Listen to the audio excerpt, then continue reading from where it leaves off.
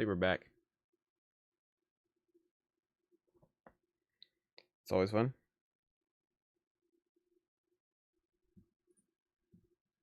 See if I can relaunch the game, maybe. If Steam will cooperate.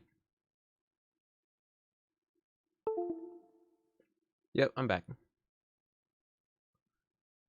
Dude, when my PC soft locks, it's so weird because like it'll slowly stop working. Like different things will slowly stop working. So what happened there is, this is why it's weird. I get in-game bugs. So what happened there was I couldn't, like, if I couldn't interact with objects. The game music was still playing. The game was still running and like characters were still animated. If I like cast a jump spell, my character would do the jump animation and just land in the same spot. Then all three of my companions just kept walking straight off the map. It was just so weird. I thought you guys saw that, but I guess the stream ended before you could see that. And then the computer will just stop being responsive completely. It's just odd.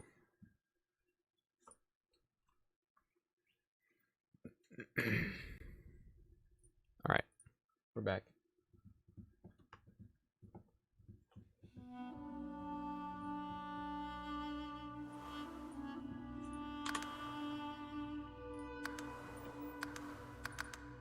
Oh, well, we lost that last save, I guess. That's fine. We can do this fight again.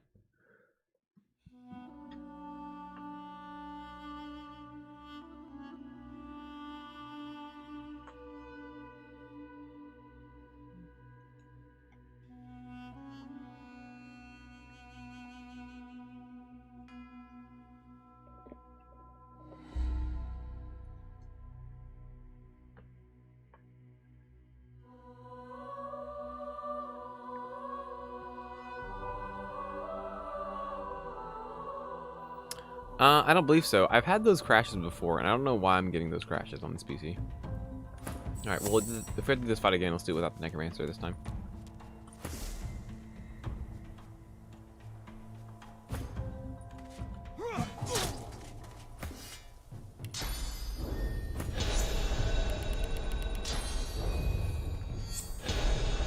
I'll show you 1 second time. I'll show you 1 second.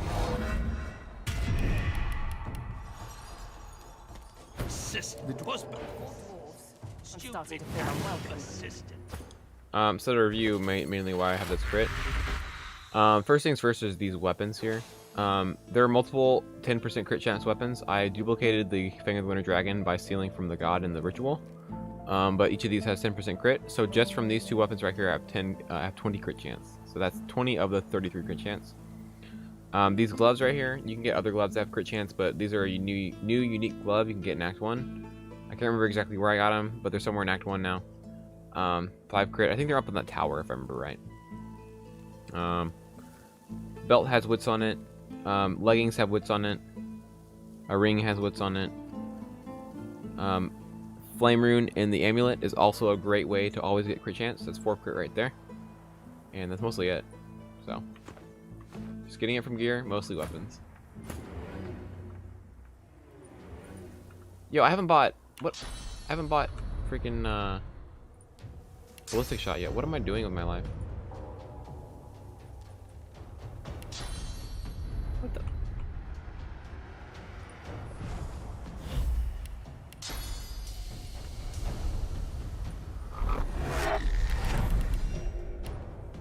Oops, I did not mean to pull the Necromancer in. Oh well.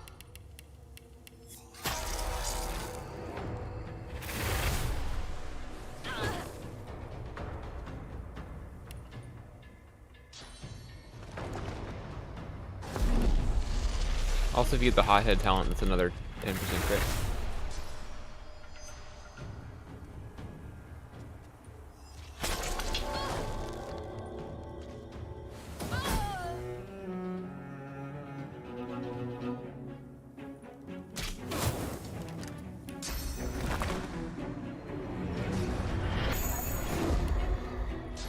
Oh my god, he doesn't have any movement skills yet? Dear god. Oh. Forgot about that.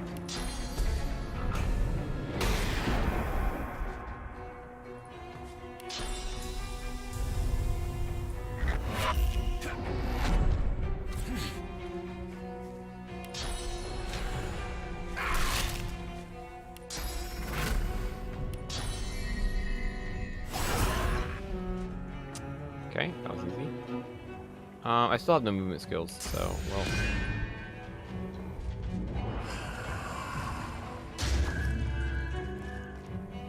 Yes, it does.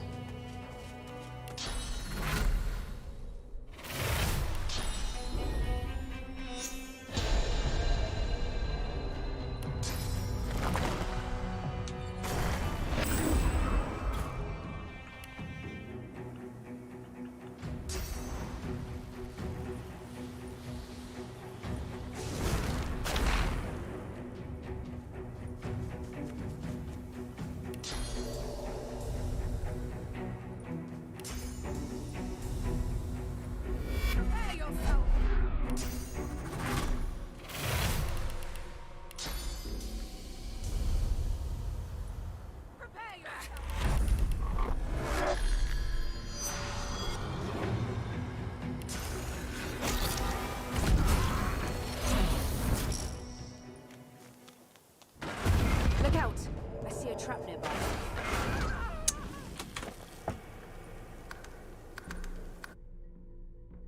It's about right. Nice. The reason we have to reload is because that Necromancer had the blood rose. So if she dies, we can't get it back. Yep, round 3. Also, the camera's about to die. Nice. Alright, this time, let's do it properly. With the right ranger skills, shall we? And the ranger can just solo it.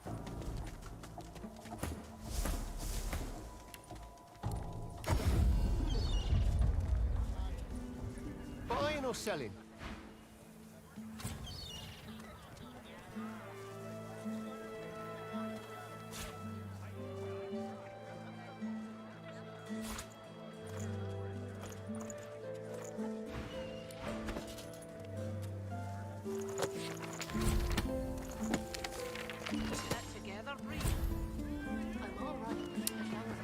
Memory, I guess.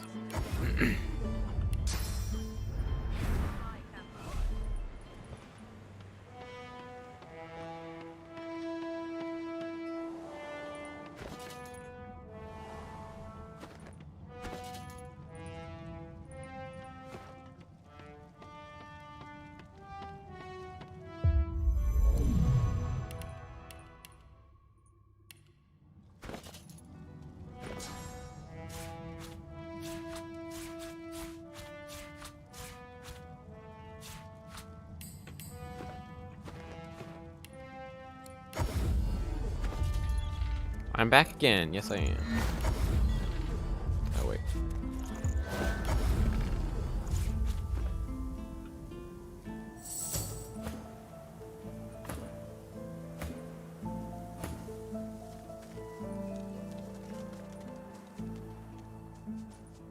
Three streams in one night? Yeah, I mean, technically.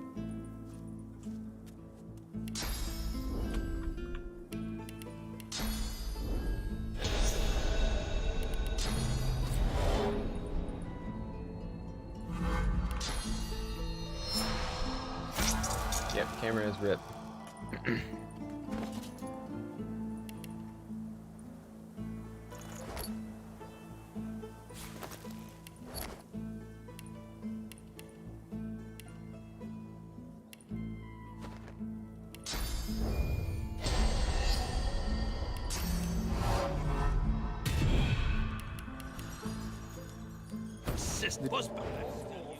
I'm starting to feel unwelcome.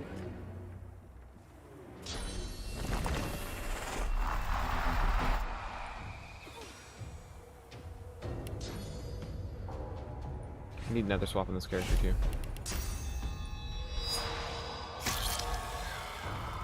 You know what? I really want another swap for this fight too.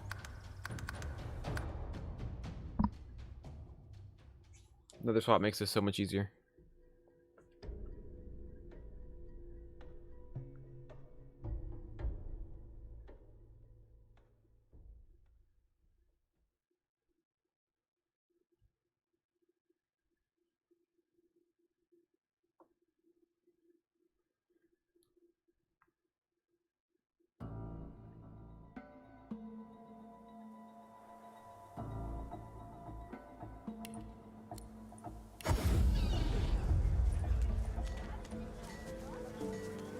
Back for a return visit, are you? Yep.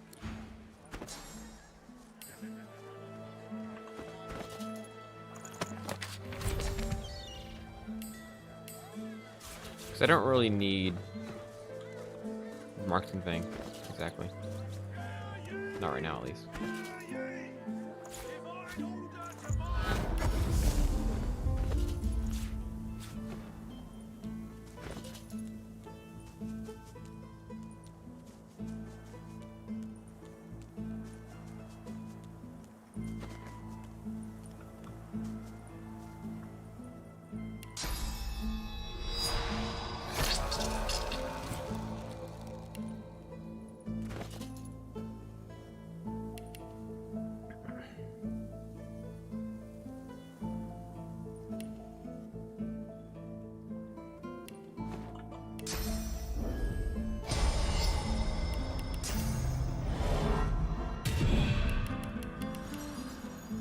Sister, what's back to your dungy?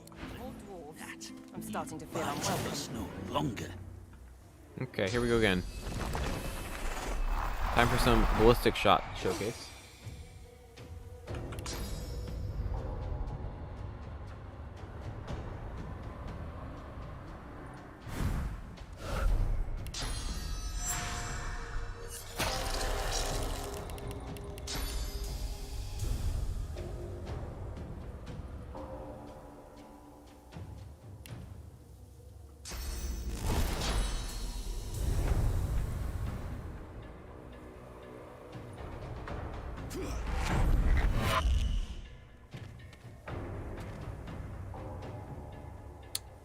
Which one's the...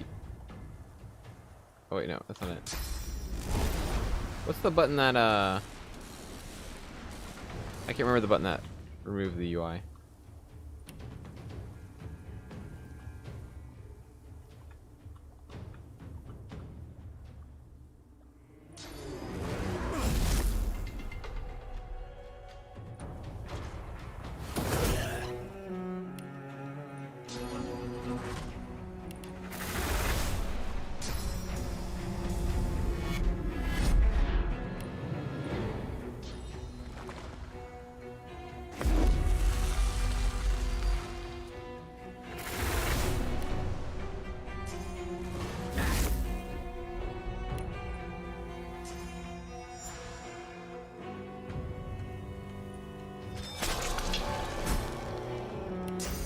Well, Comeback Kid prevents you from dying, and you get the damage by dying, so it doesn't work.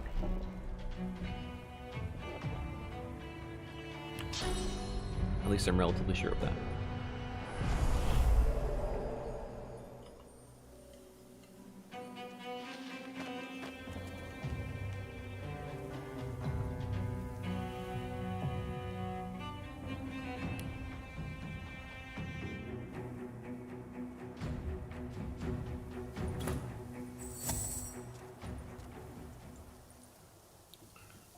No, you resist death with a Comeback Kid.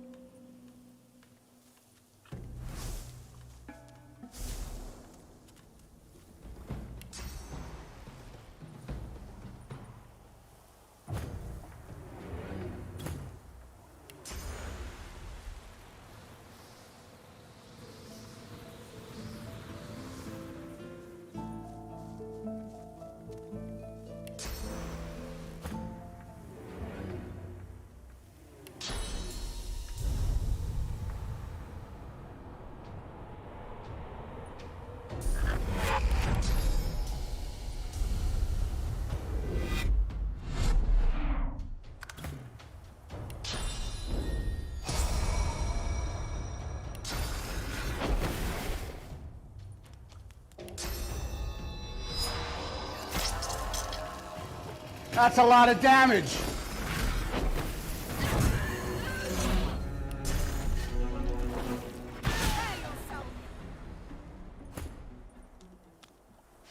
Also, who followed? Let's see.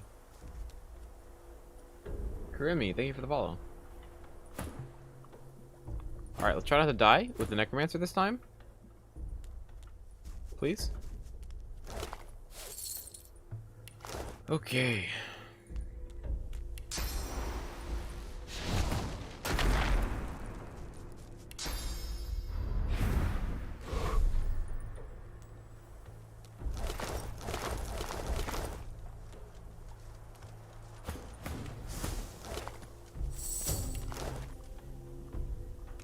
Careful, I've spotted a trap.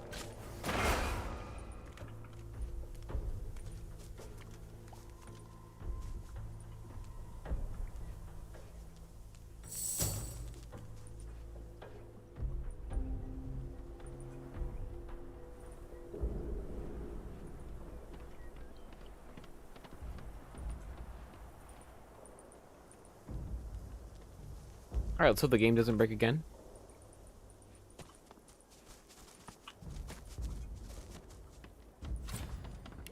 Careful now, that's a trap.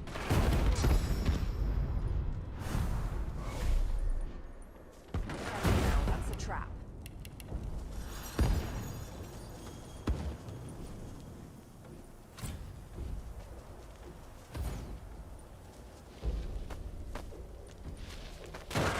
Careful, I've spotted a trap.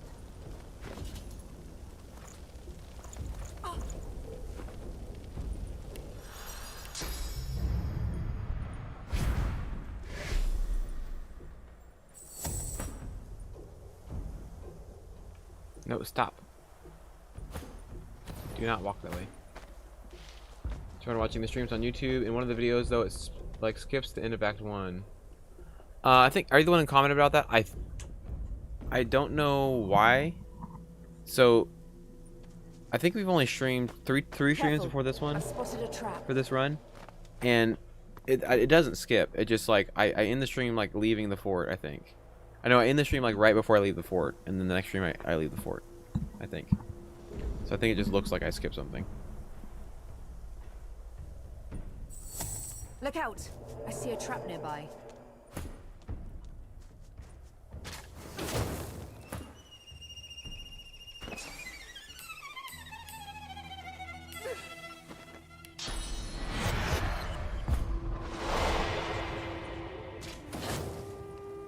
I need aid!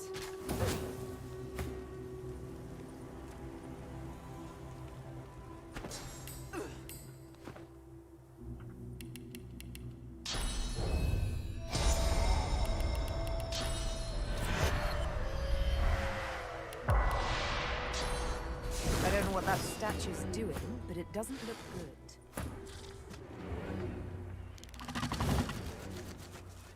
Go, worm.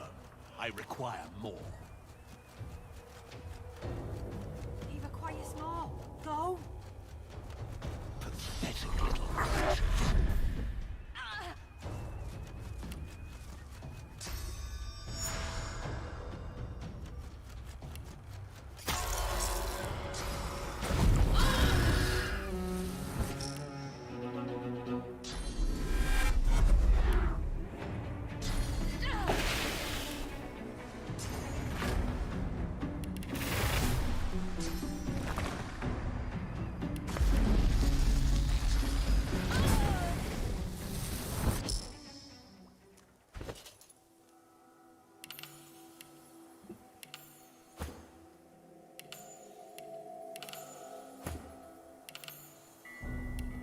Yep, easy game.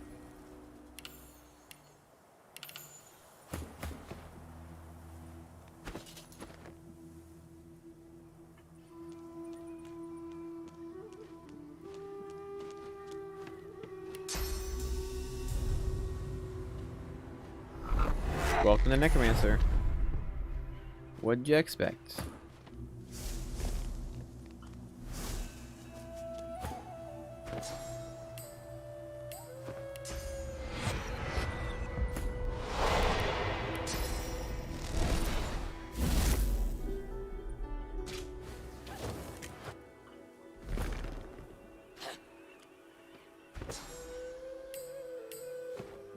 Story mode? No, it is actually tactician. Gameplay, tactician. Literally, it's just the game, guys. No cheats.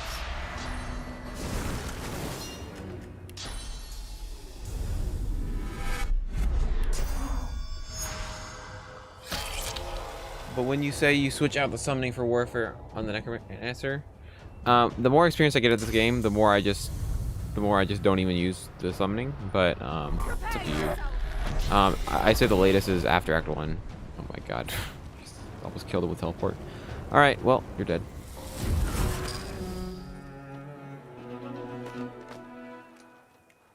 I now have 1,800 hours in this game.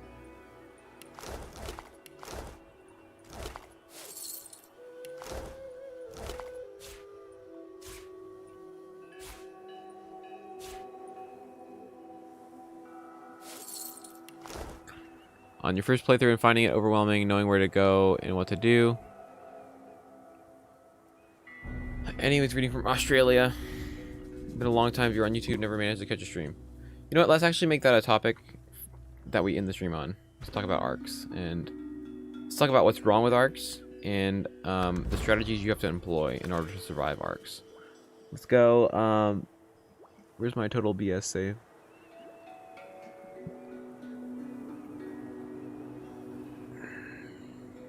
There it is. So have you done the entrance fight? I'm assuming you have.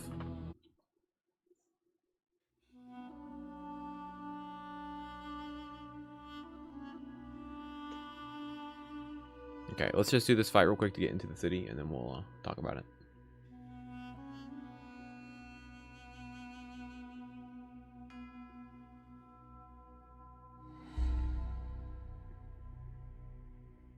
Are you on Tactician, or are you on regular difficulty?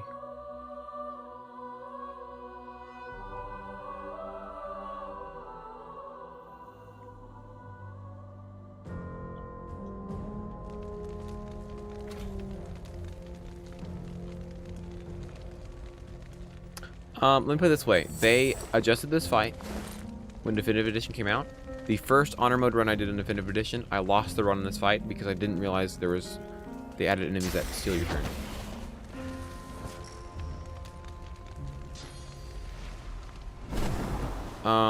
Here's the thing about that. They have overleveled enemies on purpose. And they're cornered. Let's help finish them off.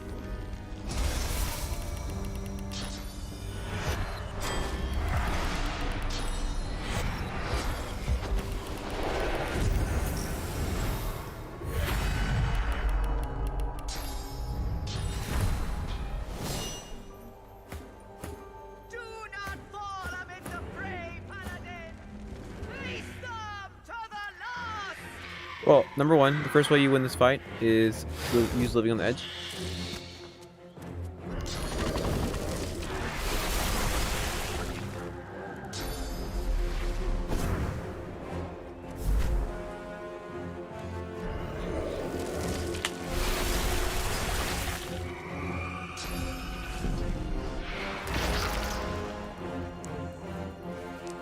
That's step one, Living on the Edge.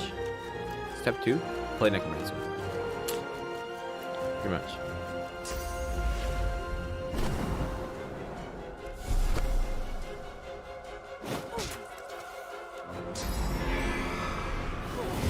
Yes, it's a different playthrough.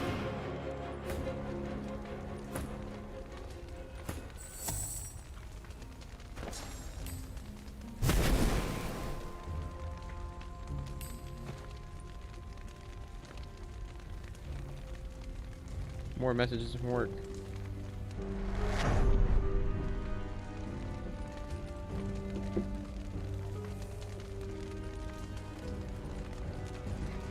You are on Tactician? Okay.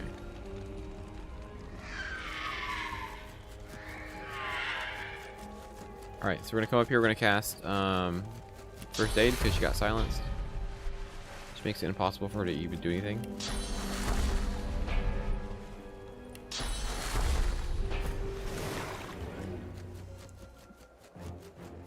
Okay, somehow we ended up with full health. That's actually very unfortunate for us. That's fine.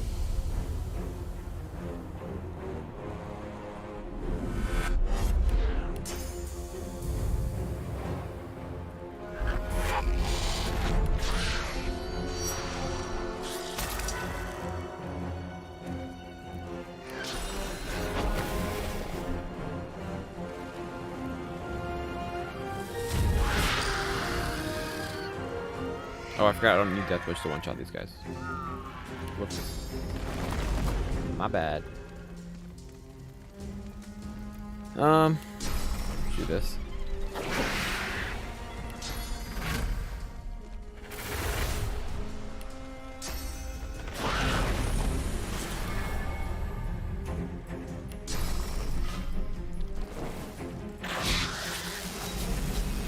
The real meme is these guys are still over here. If you kill this fight too fast, these enemies will just join in, and they'll start stealing your turn. So the worst thing you can possibly do in this game is to kill all of them in one turn like this, like I did, and then go fight the other ones. So we're gonna pre-buff, just make sure we don't get hosed.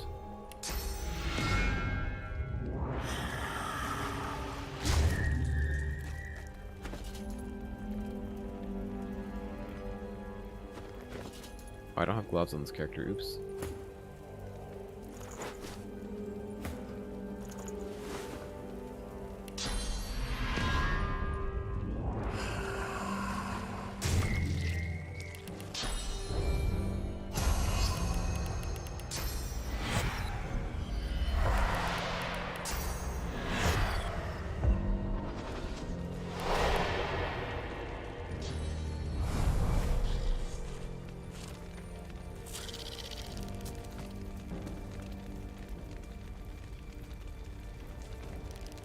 So, just watch what happens here. I'm going to join the fight. And this guy's immediately going to steal my turn. Unless they fixed it. Which I don't think they did. Knowing Larian, they didn't fix anything.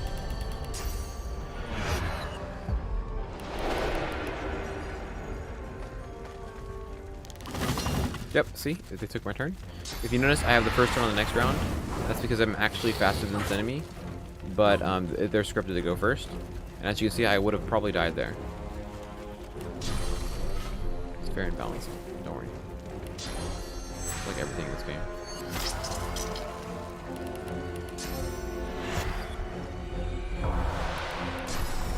Goodbye. And as you can see, more enemies join the fight and steal my turn. And now I lose because they took my turn. Most likely. No, you cannot get on the early access yet.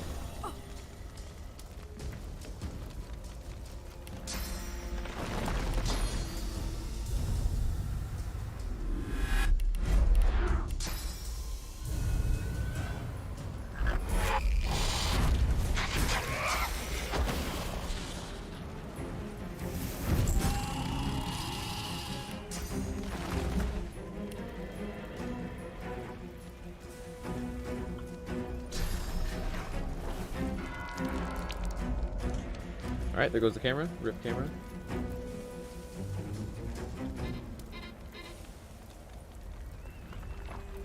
Yes, it is in August.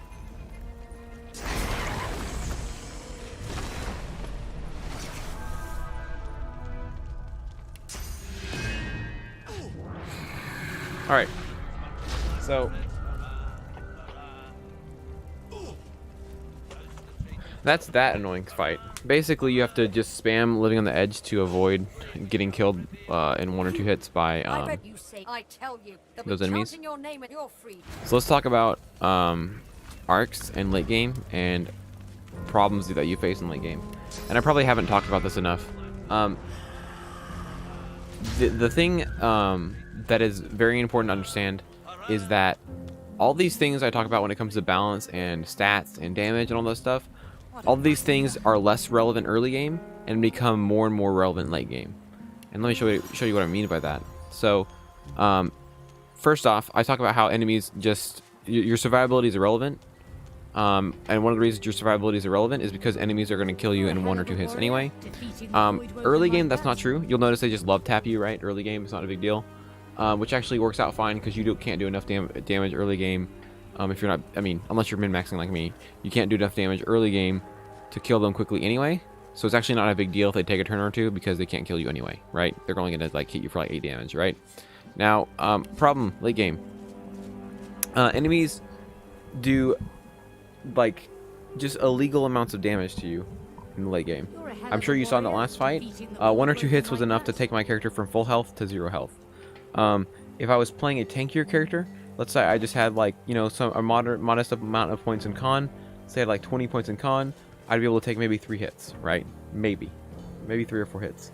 So if I did that though, I do even less damage, which makes it me take longer to kill the enemy, which means I probably will get killed anyway, right? So you'll notice I can't look at his damage stat actually because I don't have Lore Master enough.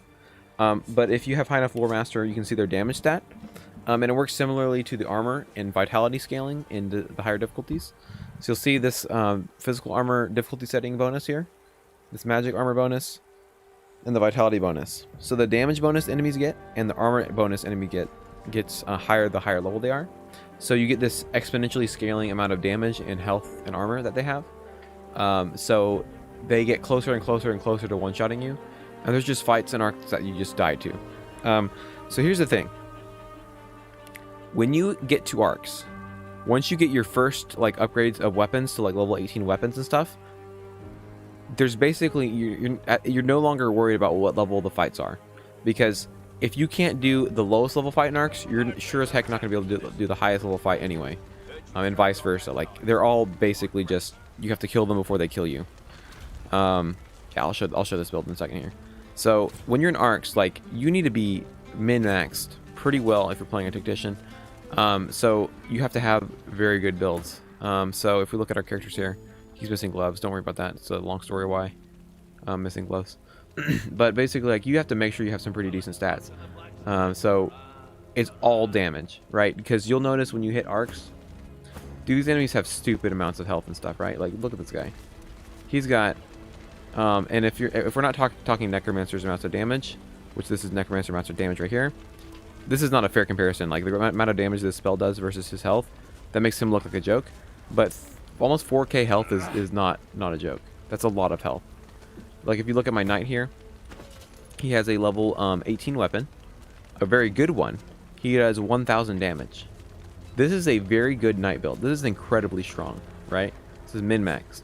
So this regular old paladin in Act 4, and by the way, the paladins are some of the weakest enemies in Act 4.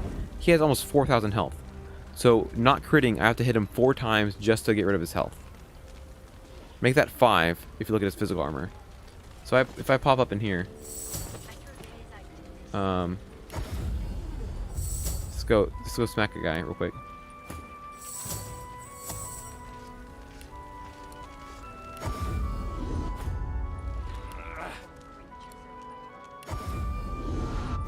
Now my crits are gonna make this way fewer hits, right? But it's only because I'm min-maxed.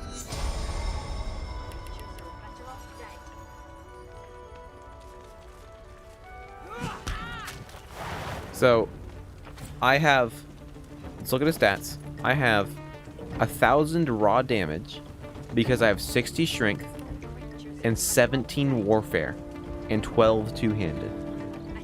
And also the weapon I'm using is Lohar's two-handed mace scaled up to level 18 by trading with the Fletcher. So just by doing that, only then can this two-handed knight get to critting and taking this guy to half health. So his crit damage is 245%. If I don't crit, I do what is that? 2/5 of that much damage if I don't crit. So this build would still take 4 to 5 hits to kill this guy. Like that's how tanky enemies get. Now let's see how many turns it takes them to kill me.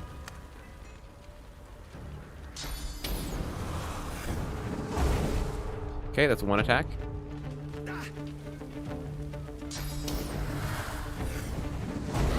That's 2 attacks. I'm dead. You see the problem here? You see a problem here, guys? The bastard burn well. I'll say. So that's the first thing in Act 4, is that you have to kill them. Like there's no like alternative. They have to die before you die. You kill them or they kill you. That's it.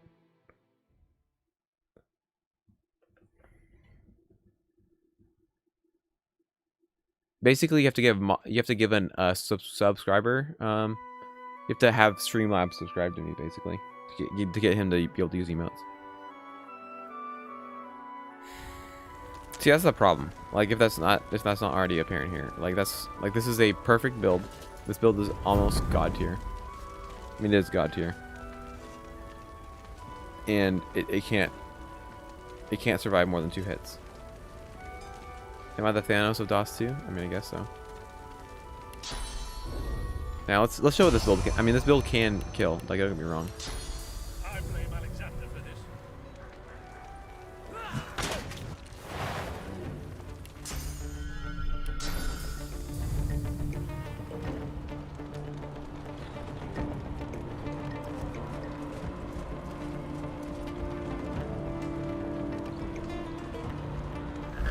I'll yield to none.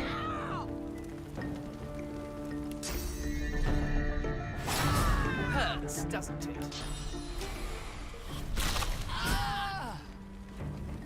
So, like, this can kill. Like, these builds can kill.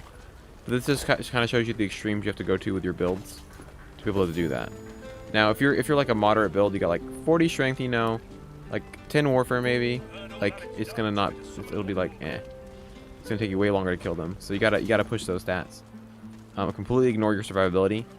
Because here's what's happened. If I got them half dead and I just ended my turn, guess what? They're gonna kill me in 2 hits. I recommend Master Sparks if that's a build you want to play, but it's not in and of itself very good. I see you avoided fighting. So things like invisibility will help, even in a 4-man. Here's other things you can consider here as well. Let's go ahead and grab my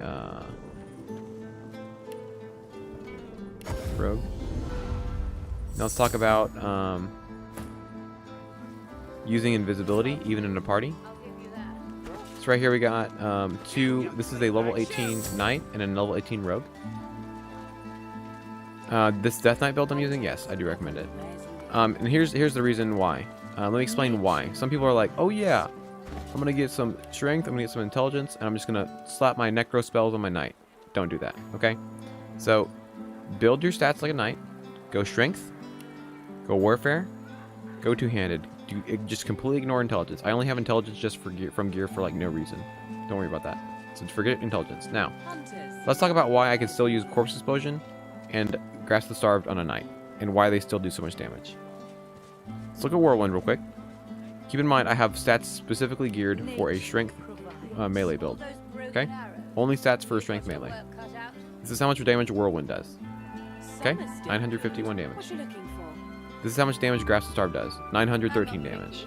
So long as the arrow That's a little weird. I only have 15 intelligence, and this does almost as much damage as Whirlwind. Huh. That's weird. So, Whirlwind does 100% damage. It's got a 100% multiplier. Grasp of the Starved, it has a 250% multiplier. So think about it like this. If you think about it this way, you have the 250% multiplier. Think of that as substituting for your strength modifier, right? So it having 250% damage multiplier is essentially you having what is that? 40 intelligence. Like, think of it basically like you having 40 intelligence on Grasp of the Starved. So basically the damage multiplier of the spell replaces your intelligence multiplier. Because I got the 5 boost on the Necromancer in the party. So she has 5 boost. So yeah, that's why I recommend that. Same with Corpse Explosion. They do so much damage anyway, and if you notice, with my skills here, I have Savage Sortilege just so he can crit with those spells, and also crit with Teleport. All right, let's do this. So let's do this big fight. Let's do a big fight right here, and let's. These are the 2 weakest characters in the party, by the way. They're still obviously really good, but they're the 2 weakest characters in the party. First off, pre-buffing. Peace of mind is really all that matters, let's be honest.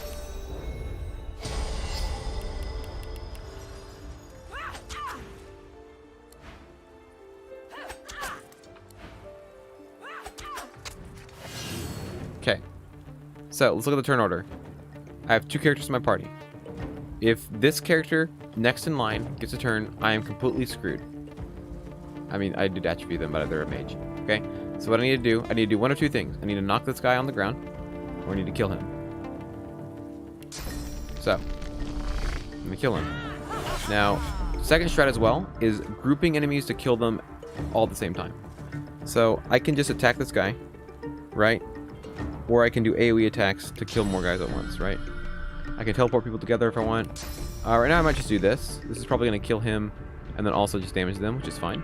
So I'll do this real quick. This is the meta run I did a while back. If it doesn't kill him, that's fine. Finish him off. Okay. Now I have guaranteed Fane gets a turn with no risk. Just go and walk. This is fine.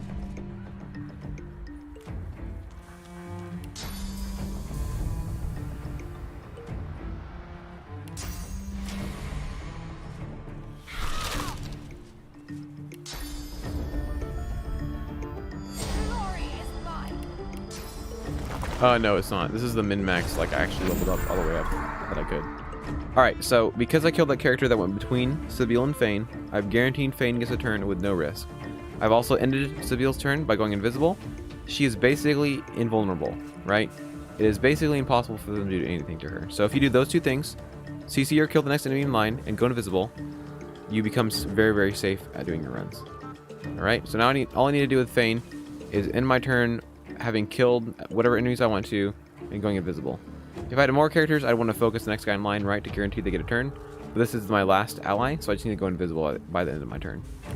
Or I can just, time warp or something like that.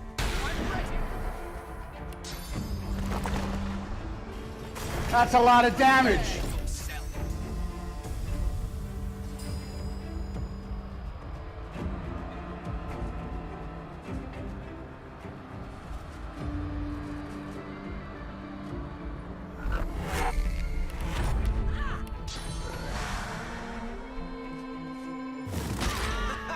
Hitting as many enemies at the same time as possible is also very, very good. Increases your damage output a lot.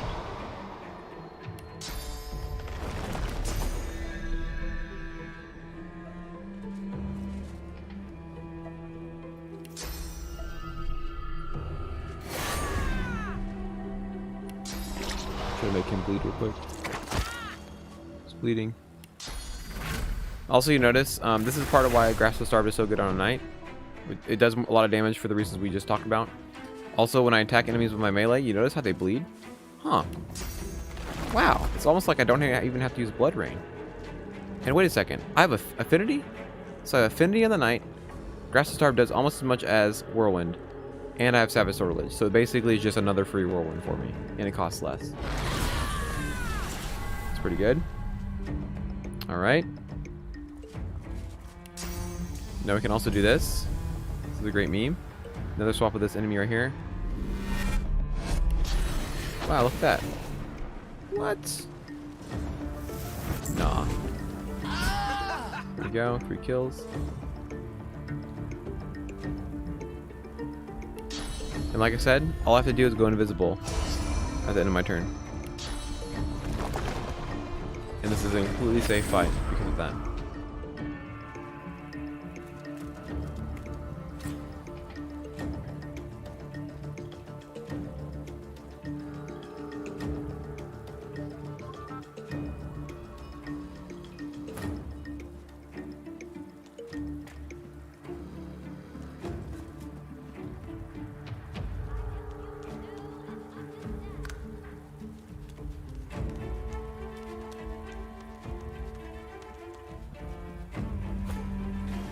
That's a lot of damage.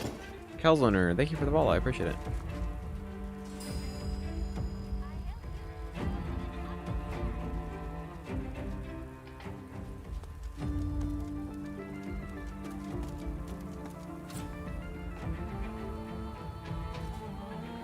Also, now that I'm invisible, on this next round here, I can delay my turn with both my characters, which will guarantee they get their turns all together at the end of the round. Is it efficient to go full Scoundrel on Ranger after get 100% crit in 10 Warfare? Yes. But I'm going to be honest with you, no matter how much I min-max, it is incredibly difficult to hit 100% crit on a Ranger. So if you're getting 100% crit on a Ranger, you're probably putting points in the wrong spot. Alright.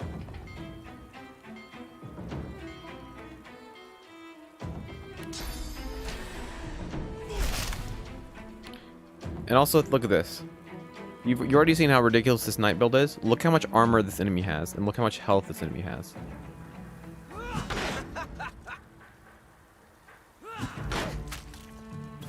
Okay.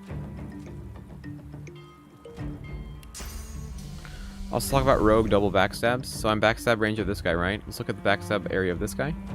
Okay, that. Let's grab this enemy.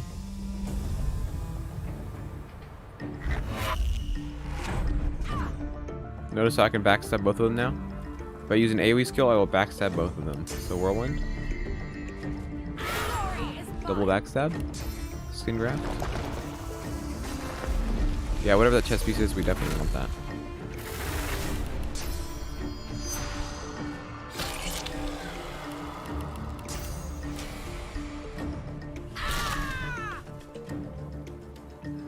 Okay, we go first anyway, so we don't need to be safe at the end of our turn. This guy goes next, though. I think we're fine. I don't think he can really do anything to Fane. And I can't really do anything about him. So let's just be safe by the end of our turn. Let's go ahead and knock them down. Refresh. Use mind. Go invisible again. So use Skin Graft. Actually, I'd do 3 warfare probably instead of the strength.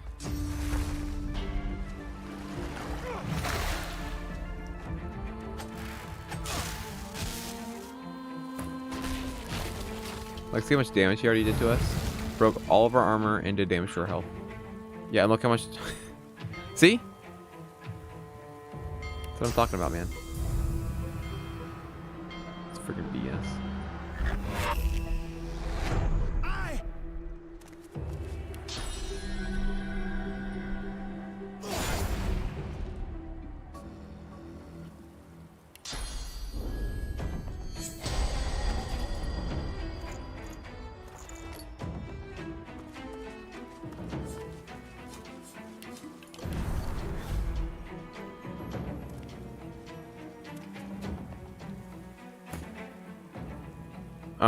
It is a like lower difficulties. You obviously have way more play, a lot more room to breathe.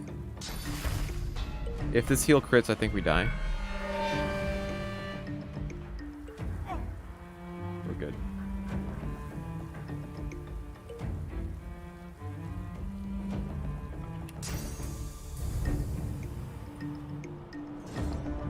Nether swap is really useful for grouping enemies.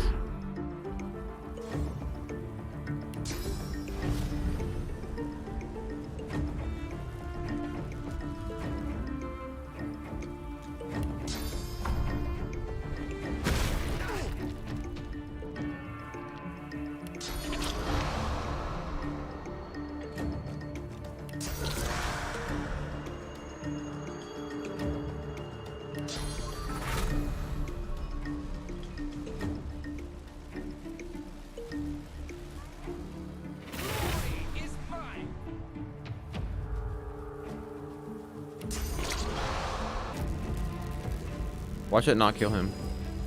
Crit, please. Okay, there we go.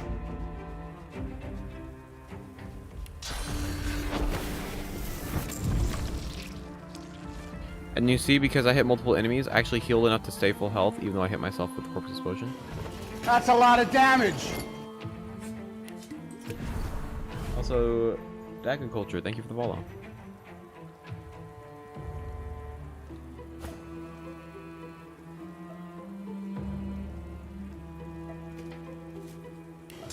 That's a lot of damage. Also, Quids, thank you for the follow as well.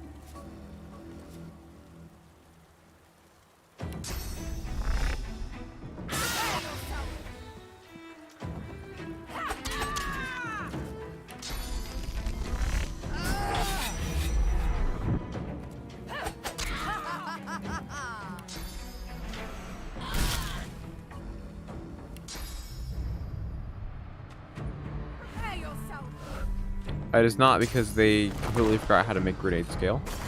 They just straight up don't do damage.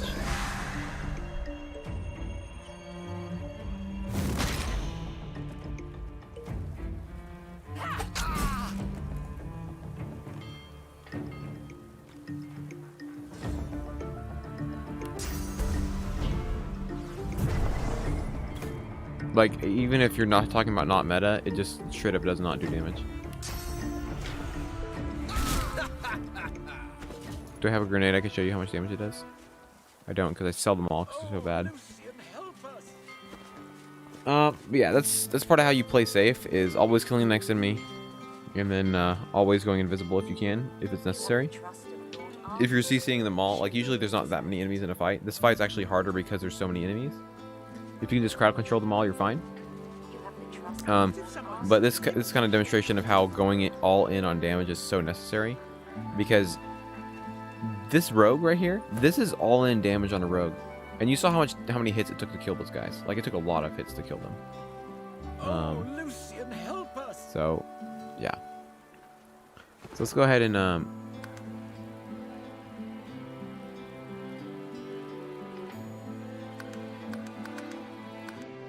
let's look at that same thing with a higher level Necromancer. Now, as a frame of reference, I would put Knight as the 3rd best class in the game, and I'd put Rogue as number 4. And that's how great they did on that fight. That was good. That was great performance from those two classes on that fight. Yeah, more damage literally equals survivability. So we're going to look at the first class, the number 1 class in the game, Necromancer, on the same fight. Granted, at a higher level, but even at the same level, it would have been just as hilarious. Let's go ahead and forget this guy then.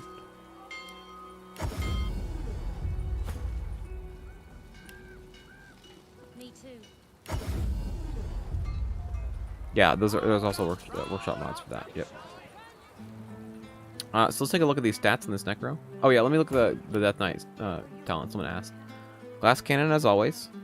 Executioner as always. Hothead as always, because it's more crit. Then we have the talents we need specifically for Grasp of the Starved. Savage Sortilege. This lets you crit with Teleport, Teleport, Grasp, and Corpse Explosion on this build. And also an Elemental Affinity. Elemental Affinity is nice because if you're standing next to a guy that is bleeding, that sets up Affinity for you to use Grasp of the Starved on them, which also works because they're bleeding.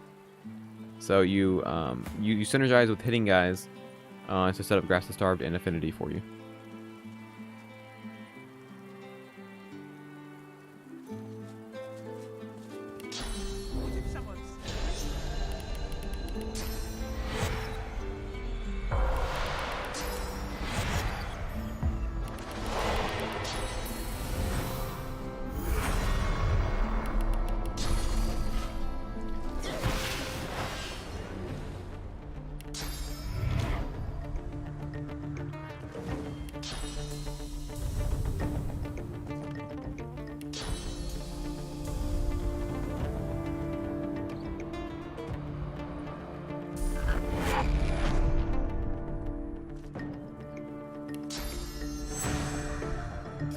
I would go Hothead first on that guy. No, there's no benefit to making enemies bleed in this game.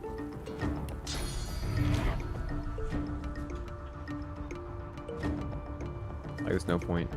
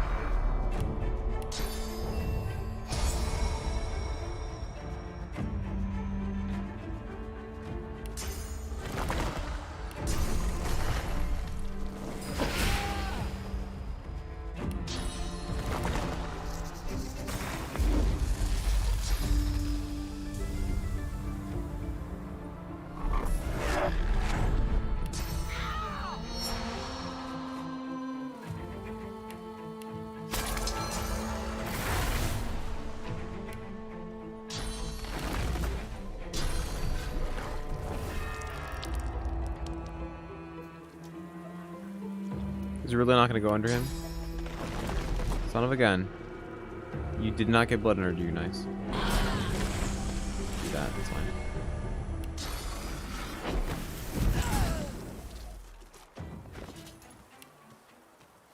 Okay. Oh, Lucian, help us! Yep. Apotheosis. Reduces the cost of all source skills as long as you have the status effect. Here's also a meme. FYI.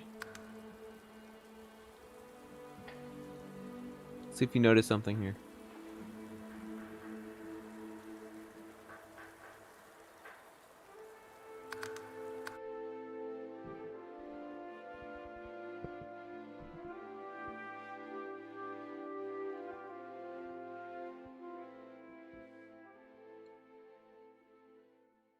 Now, for those of you who already use Apotheosis, you might not actually know this part.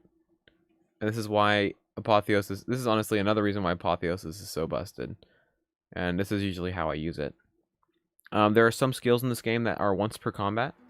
Once you cast them in fight, you can no longer cast them again. There's single use. Apotheosis is one of those such skills. So let's look at this real quick. Where is he? So... Apotheosis. When you cast this, you can no longer cast it again in combat. So watch what happens if I cast outside of combat and then start a fight.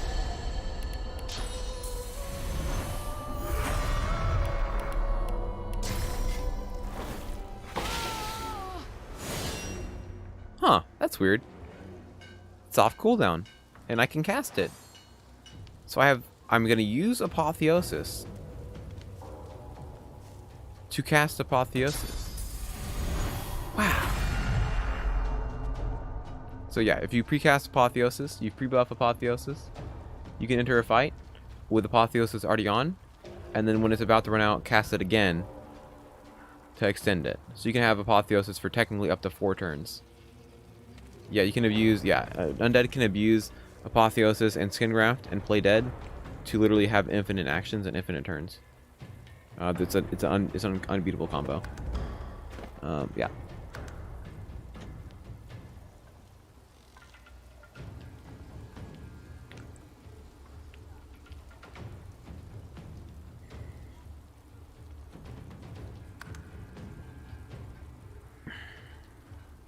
Alright, let's look at the in-game stats here.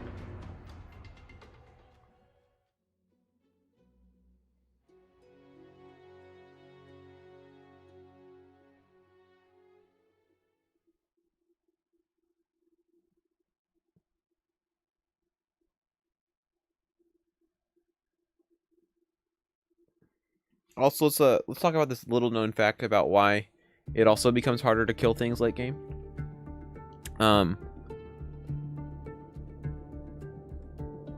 So let's talk about this real quick. So, one reason you will also struggle late game, when you're trying to do damage, not only is it because enemies get increasingly more health and armor, and also because it becomes harder to min-max your characters, or more important that you're min-maxing your characters. What if I told you the base damage of your characters gets lower the higher level you are? What if I told you you're actually doing less damage at base at level 20 than at level 1? You'd probably look at me and be like, nah man, at level 1 I do like 9 damage. At level 21 I'm doing 4,000 or 7,000 or whatever it is. Well, guess what? You're actually doing less damage. Because the way this game is coded, to compensate for the massive amount of damage bonuses you can get in this game, from like intelligence, warfare, high ground, and crit, all those things, they have built in a negative scaling modifier on your damage. So at level 20, your base damage is actually about half as high as it is level 1. And what I mean by that, let's say at level 1, just to make it easy for math, you have 100 health. A base character at level 1 has 100 health. The game is coded that the damage spells do is 20% of the base health of the character. So, if your HP at level 1 is 100 health, you do 20 damage, right, with a regular attack. the numbers get bigger in this game. What actually happens is as you level up, let's say health always stayed the same. Let's say we adjusted all the stats in the game and made it where your health never changes. It's always 100 health. All the stats stay the same even if you level up. Well, it turns out as you near level 20, that 20% damage, right? The 20 damage you do actually gets lower. So level 20, you're actually doing about 10 damage. So you're doing half of what you would did at level 1 at level 20. So just to break even on your damage, you have to have 30 in your main stat. So you have to have 30 intelligence just to break even on damage. So consider that when you're putting points in damage. Consider that part of the points you're putting into damage are getting negated by that negative scaling. But that's why it's so important to keep stacking your damage, is to overcome that and go past it. So that's why getting to 300% or like 400% on your main modifier is very, very good, because that's pumping that base damage back up to a high value. So that's also really fun. I tested it. I was in the engine and I figured that out.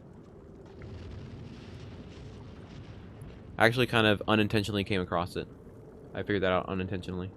What I was trying to do is I hated how numbers kept getting bigger and bigger and bigger the higher level you are. Like the difference makes it harder for gear to be as relevant for longer. Like, you know, your level 9 gear is going to be trash because, you know, the numbers get so much bigger very quickly. So I set it to where numbers never got bigger. And I noticed when I did that, if I was higher level, weapons and spells would do less damage. And I'm like, wait, that doesn't make sense. And it's because the game scales the damage of weapons and spells with the health of characters. It scales everything relative to health. So if you make it where health never increases, the damage actually goes negative. So, yep, it's pretty fun. I mean, the devs released the engine, so it's actually pretty accessible. Plenty of space for min-maxers. Oh boy, this Necro is ridiculous.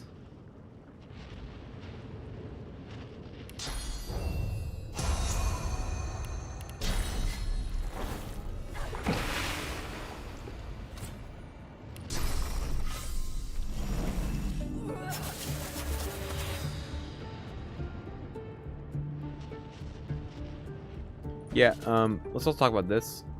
I mentioned it a lot before, but spells just scale inherently better than weapons. So if we look here, it's hard to see. If you look here at his stats here, he does 1600 damage with his weapon. And it's not an exact science because their stats are different, but the Mosquito Swarm does 1800 damage. So it's just significantly, it's notably better. Yes, she does have more intelligence, but he actually has more damage because of two-handed as well. It's not the only way, it is preferable. Actually, I don't know if the Idol Rebirth with a Suicide build would be good, because it respawn at full health.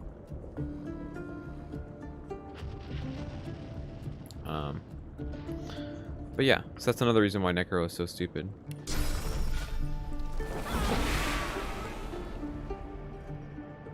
As you can see, that's a lot of damage. As a Necro, when do I make the shift from sword and shield to dual wand, dual wield, or two-handed? I typically make the switch from shield as soon as I have enough killing power to just ignore throwing the shield. You notice I can do that really early on in this run that I've been playing right now, because I'm just using Death Wish all the time. So it really just depends, just whenever Bouncing Shield has run out of its usefulness. If you're doing enough damage with these 3 skills, then you no longer need the shield. And then you can switch to your 2 stat sticks. So like in this case, late game is these 2. Just look how many stats that has. Strength, Intelligence, Warfare, Crit, Rune Slot, Crit, Finesse, Wits,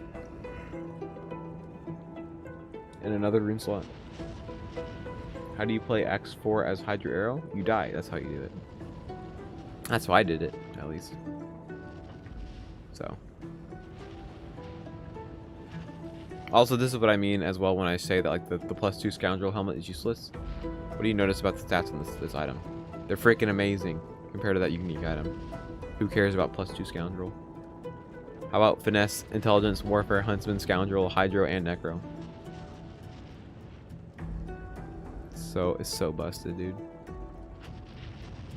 Just like look at these items, dude. Intelligence, wit, scoundrel, necro, and crit because of the artifact.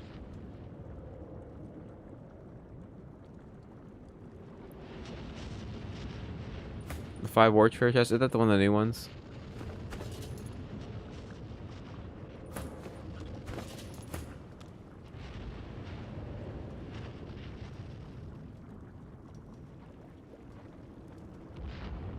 Yeah, Death Wish is pretty good.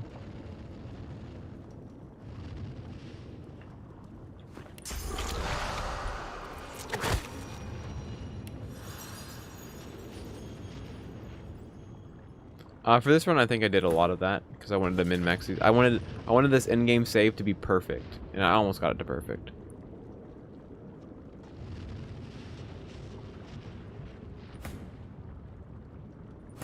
It honestly is really good. Got some awesome items on these characters. It's just like 22 is almost impossible. Look how much XP you need to get. There's no way.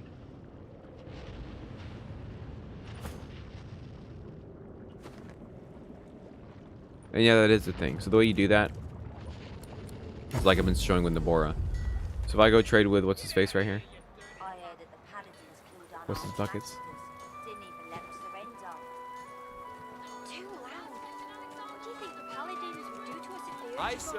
Before I open his trade menu, if I save, I can reopen his trade menu all I want.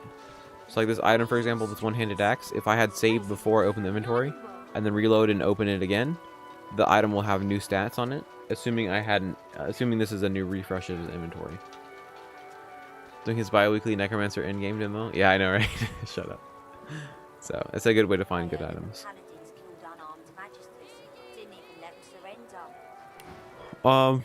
Two-handed warrior?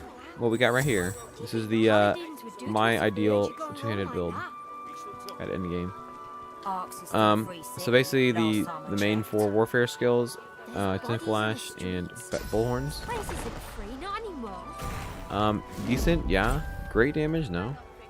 I heard that the paladins killed unarmed magisters. So these 6 skills right here. Teleport and all the normal stuff right here, right? Then you can add Course Explosion and Grasp the Starved in if you want. Stats, we go Strength and then Wits. And then we go Warfare and then Two-handed. I'll give you For that. all that big damage. I welcome newcomers and natives alike.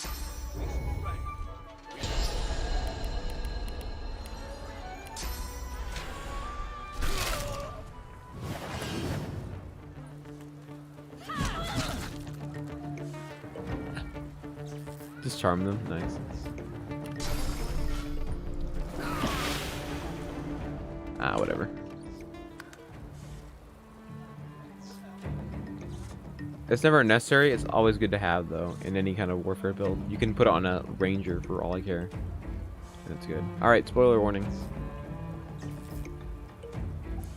As Beyond Ninja said, my bi-weekly endgame necro. There's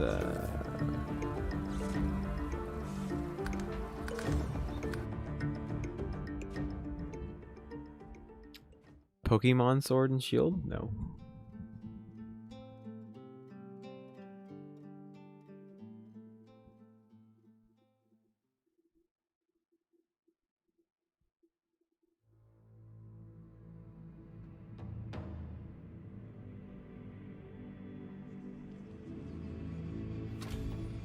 No, I wouldn't. Executioner is just more efficient.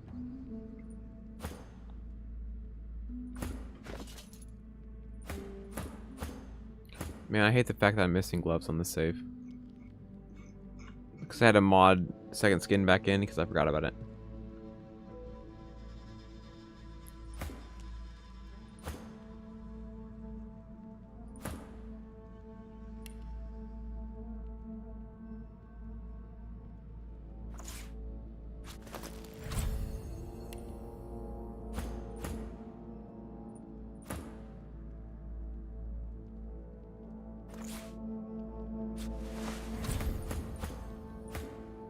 Fine.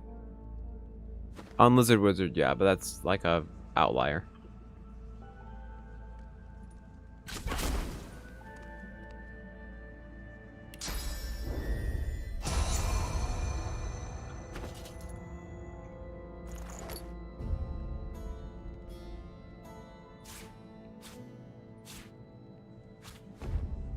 It is technically, yeah, it is a gimmick build.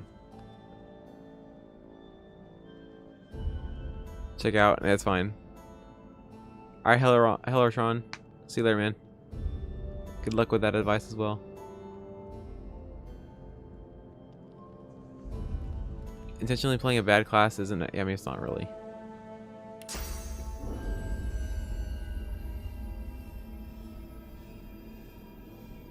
Making fun of my background organization? This is organized at least. Don't mind these. It's fine.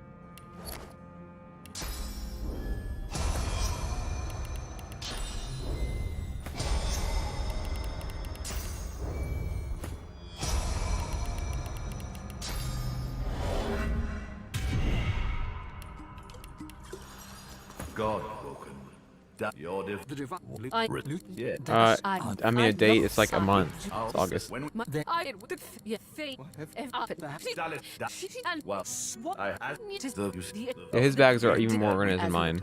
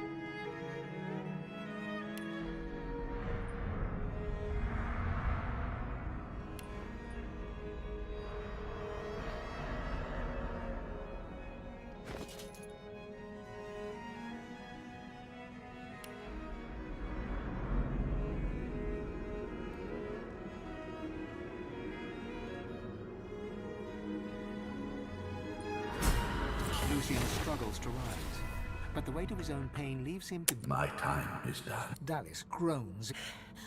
Well then, I never I cannot feign. Do you know? Listen, I've an all and right now. You. It's shut. What should we?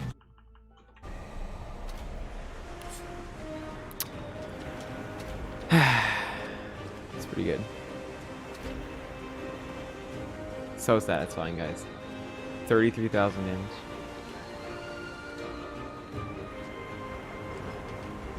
That's more EHP than I think every single enemy in the game except for a drum leak. I think even a drum leak. That's how much damage that is. That is literally enough health. Literally enough damage to one-shot everyone in the game. Pretty sure at least. Maybe not the Kraken, actually.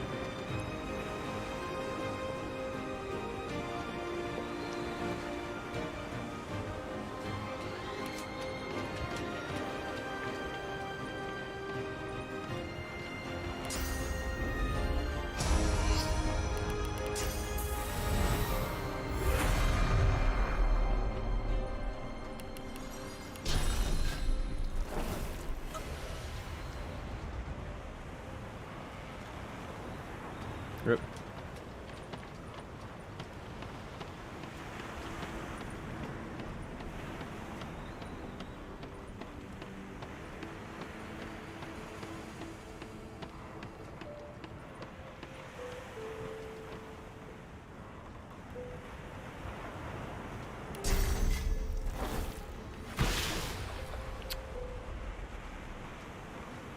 Oh, we can talk about how we do the damage.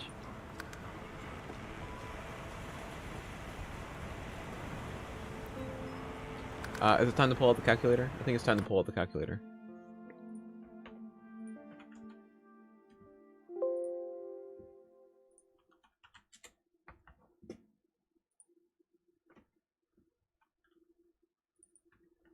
Let's see. Add source, 1 second. Oh. Calculator. Here we go.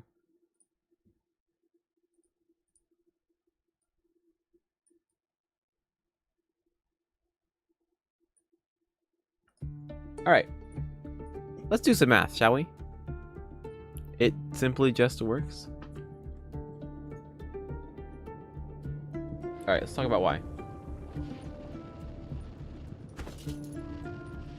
Let's do the math. Alright.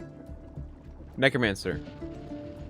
We're gonna add all the damage multipliers together and see how much damage this is doing compared to our base damage. Not just the number.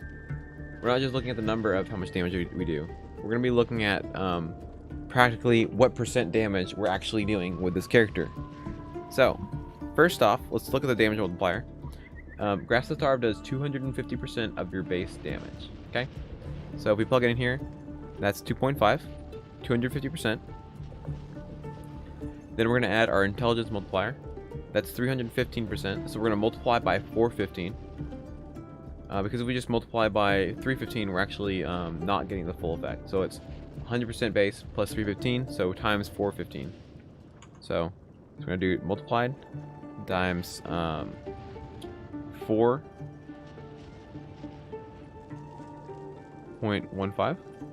Okay. So we're already doing 10 times our base damage just with our intelligence multiplier and the multiplier of the spell. Look over here. Now we're going to add our warfare multiplier. Oh, straight up 100. Okay, so we're just going to do, instead of just times 100, it's times 1%. Sorry, times 1. That would just, of course, make the same. So it's actually times 2, because the additional 100%. So times 2. Okay, now we're doing 20 times our base damage. Now, we're going to add our high ground plus crit damage multiplier. Both of those are added together. So we have 210% crit damage. And then our high ground bonus is 15 plus the normal high ground bonus, which is 20%. So that's 35% plus 210. So that's 245. So times 2. 0.45. So this character is doing 50 times its base damage. Yep. It's pretty good. Now let's factor in a couple other things. Let's say we have our this is no buffs, by the way. That's Poland. Oh my gosh. So let's say let's just assume we didn't have any other damage modifiers because we can get more intelligence here, more intelligence crit here, all the good stuff. Let's add 99% Death Wish and 10% plus sacrifice. If we had those two buffs on alone, that'd be 102 times our base damage. So for reference, that's 1,218. Sorry, what is that? 10,218% of our base damage. So this is why stacking damage stats is so unbelievably broken. That's because your damage modifiers are not added together; they're multiplied together. So the more points you put in damage, the more exponentially good it gets. So yeah, it's pretty spicy if you ask me. It's pretty good. Yeah, they don't have this in yeah. Don't worry, they don't have this in Baldur's Gate. That doesn't mean damage is gonna be bad. Best plays are actually literally about to end the stream, but it's going pretty good. Glad you could drop by. We're just, you know, pulling out the calculator and showing how much damage this build actually does without buffs. This is with just Death Wish and plus sacrifice buffs. I mean, we kind of just did that, didn't we? We just did the final boss fight, so. Because they're using 5th edition Dungeons and Dragons rules, which doesn't have any of this garbage. Yeah, advantage for high ground is significant, but not busted or anything. You don't just get a raw damage multiplier. Like a raw damage multiplier like in DOS2 is just stupid. So. Yeah, this isn't fully buffed because we can get 7 intelligence here, 5 intelligence here, 5 intelligence here. Come over here. 11 intelligence here, and then 11 wits here. So you have actually more room for stats here.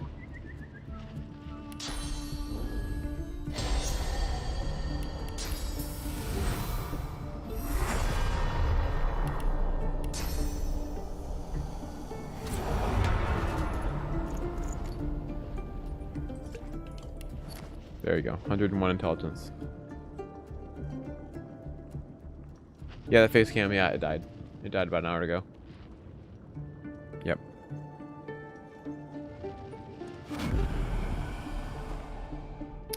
It died. Alright, y'all. We're done here. It's been a good stream. Thank y'all for hanging out. I need aid. Die, please.